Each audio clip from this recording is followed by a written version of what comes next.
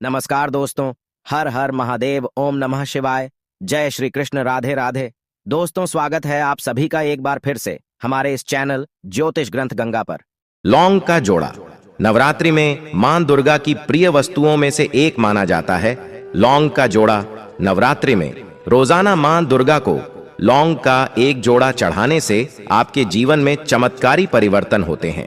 इसके अलावा लौंग के जोड़े के कुछ असरदार उपाय आपकी रूठी हुई किस्मत को चमका सकते हैं।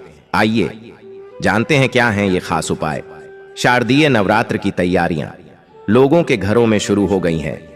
मां दुर्गा को समर्पित 9 दिनों के इस महापर्व में भक्त मां दुर्गा को प्रसन्न करने के लिए तरह तरह के उपाय करते हैं, लेकिन हम आपको बता रहे हैं ऐसी चीज जो मां दुर्गा को सबसे प्रिय है और इसका उपाय करने से मां दुर्गा प्रसन्न होने के साथ ही आपकी रूठी किस्मत भी चमक जाएगी। मां दुर्गा को लौंग का जोड़ा सबसे प्रिय है और उनकी पूजा में लौंग चढ़ाने का विशेष महत्व माना जाता है। नवरात्रि में लौंग के जोड़े के उपाय बहुत ही असरदार माने जाते हैं। आइए आपको बताते हैं इससे जुड़े कुछ खास उपाय। नवरात्रि में मां दुर्गा को प्रसन्न करने के लिए एक पीले कपड़े में लौंग का एक जोड़ा रखकर उसके साथ 5 इलायची और 5 सुपारी रखकर मां दुर्गा को अर्पित करें। उसके बाद अगले दिन सुबह स्नान करके यह सामग्री कपड़े सहित अपनी तिजोरी में रख दें। ऐसा करने से आपके घर में सुख समृद्धि बढ़ेगी और मां दुर्गा प्रसन्न होकर आपको आर्थिक रूप से संपन्न बनाएंगे। नौकरी के लिए काफी दिन से हैं परेशान। अगर आप कई दिनों से नौकरी को लेकर परेशान हैं और काफी मेहनत करने के बाद भी आपको मनचाही नौकरी नहीं मिल पा रही है, तो नवरात्रि में रोजाना लौंग का एक जोड़ा अपने सिर के ऊपर से 7 बार उतारकर मां दुर्गा के चरणों में अर्पित कर दें। ऐसा करने से आपकी नौकरी से संबंधित सभी समस्याएं दूर हो जाएंगी और आपको मनचाही नौकरी मिल जाएगी। राहु केतु के अशुभ प्रभाव को दूर करने के लिए उपाय। नवरात्रि में राहु केतु के अशुभ प्रभाव से मुक्ति पाने के लिए हर रोज लौंग का एक जोड़ा शिवलिंग पर अर्पित करें। ऐसा करने से भगवान शिव की कृपा आप पर होगी और कुंडली से राहु केतु के अशुभ प्रभाव दूर होंगे। रोजाना करें लौंग कपूर का धुआं। नवरात्रि के 9 दिनों में रोजाना लौंग और कपूर का धुआं पूरे घर में रोजाना करने से आपके घर से अशुभ ऊर्जा और नकारात्मकता दूर होती है। रोजाना सुबह 9 दिनों तक इस उपाय को करने से आपके घर से सभी प्रकार की नकारात्मकता कम होती है। तो आप जान लेते हैं नवरात्रि में कौन से कार्य हमें करने चाहिए और नहीं करने चाहिए। नवरात्रि में घर से बाहर निकाल दें ये 5 चीजें, वरना नाराज हो जाएंगे। मां जगदम्बे यूं तो मां अंबे हर पल अपने भक्तों का ख्याल रखती है, लेकिन नवरात्रि के दिनों में माता रानी की पूजा विशेष फलदायी होती है। इस दौरान पूजा का लाभ भी जल्द ही मिलता है। इसका कारण यह है कि मां दुर्गा नवरात्रि के दौरान पृथ्वी पर निवास करती है और अपने भक्तों की मनोकामना को सुनती है। कहा जाता है कि नवरात्र के पावन दिनों में जहां जहां माता रानी की मूर्ति या तस्वीर सजाकर पूजा होती है, उन सभी जगह मां अंबे निवास करते हैं और अपने भक्तों की पूजा प्रत्यक्ष स्वीकार करती है। इसलिए मां दुर्गा की कृपा पाने के लिए नवरात्रि को बहुत ही पावन माना जाता है। नवरात्रि से पहले ही लोग घरों में तैयारियां भी शुरू कर देते हैं। ऐसे में यदि आप मां अंबे की कृपा पाना चाहते हैं तो शारदीय नवरात्रि में अपने घर से कुछ चीजों को निकाल फेंके, क्योंकि ये चीजें घर में नकारात्मकता लाती है। चलिए जानते हैं उन चीजों के बारे में। खंडित मूर्तियां। घर में किसी भी भगवान की खंडित मूर्ति नहीं रखनी चाहिए, इसे शुभ नहीं माना जाता है। अगर आपके घर में खंडित मूर्तियां हैं तो शारदीय नवरात्र के शुरू होने से पहले घर से इसको निकालकर किसी पवित्र नदी में डाल देना चाहिए। अब जान लेते हैं शारदीय नवरात्रि में हमें कौन से कार्य करने चाहिए और कौन से कार्य नहीं करने चाहिए। पहले हम जान लेते हैं हमें कौन से कार्य करने चाहिए।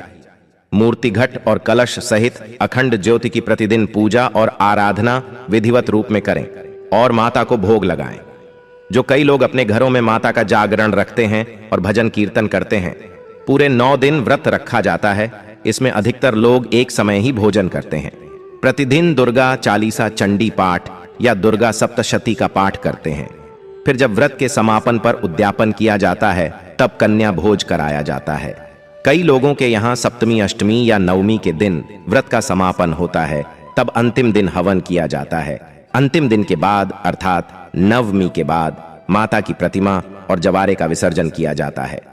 सप्तमी, अष्टमी या नवमी के दिन व्रत का पारण कर रहे हैं तो व्रत का उद्यापन करें और 9 कन्याओं को भोजन कराकर उन्हें दक्षिणा देना चाहिए, तभी व्रत का फल मिलता है। नवरात्र के व्रत में क्या नहीं करें?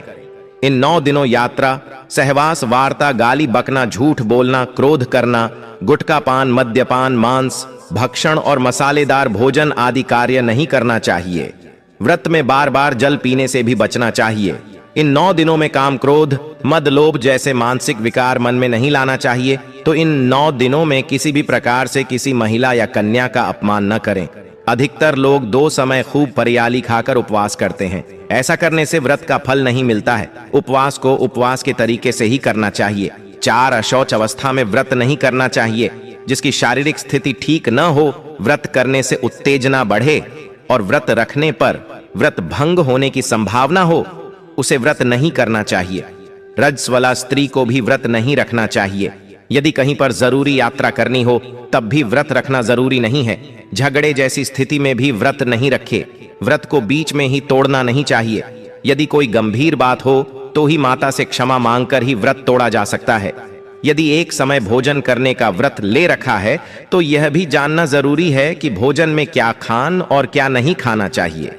जैसे नवमी के दिन लौकी नहीं खाते हैं, मन से ही कुछ भी नहीं खाना छोड़ना चाहिए। मनमानी व्रत या संकल्प नहीं लेना चाहिए।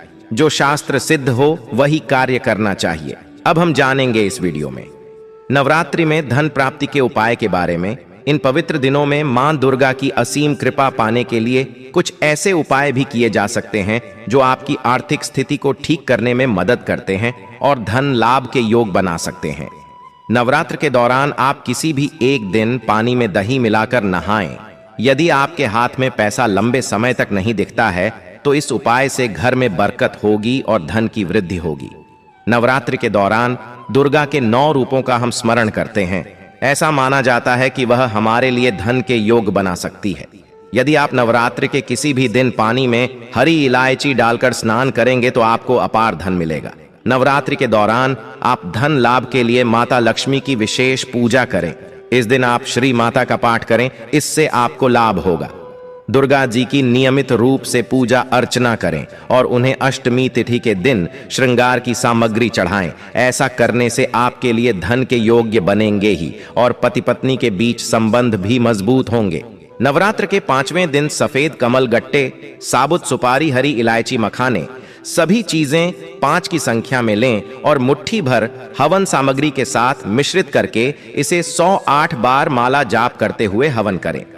नवरात्रि की पूजा के दौरान आप हनुमान जी के मंदिर जाएं और उन्हें पान का बीड़ा अर्पित करें। इस उपाय से आपके लिए धन के मार्ग खुलेंगे। यदि आप नौकरी और व्यापार में उन्नति चाहते हैं तो पान के पत्ते का इस्तेमाल नवरात्रि के 9 दिनों में करें। इन दिनों में आप पान का पत्ता लेकर इसमें कुछ गुलाब की पंखुड़ियां रखें और माता दुर्गा को चढ़ाएं। इस उपाय से आपका रुका हुआ धन भी वापस मिल जाएगा। नवरात्रि में अपने घर के मुख्य द्वार पर स्वास्तिक का निशान बनाएं। यह भी सुख समृद्धि का कारक होता है। यदि आप हल्दी या कुमकुम से स्वास्तिक बनाएंगी तो यह घर की आर्थिक स्थिति अच्छी बनाने में मदद करेगा। नवरात्रि में कलश पर नारियल रखा जाता है या घट की पूजा की भी विशेष मान्यता है। इस दौरान यदि आप घर में किसी वजह से घट स्थापित नहीं कर पा रहे हैं तो नियमित रूप से घर की पूजा मंदिर जाकर करें। नियमित रूप से दुर्गा सप्तशती स्तोत्र का जाप करें और दुर्गा चालीसा का पाठ करें। नवरात्रि पर विशेषकर इन बातों का ध्यान रखना बहुत ही आवश्यक है। आज के वीडियो में बस इतना ही। स्वस्थ रहे, सुरक्षित रहे। धन्यवाद।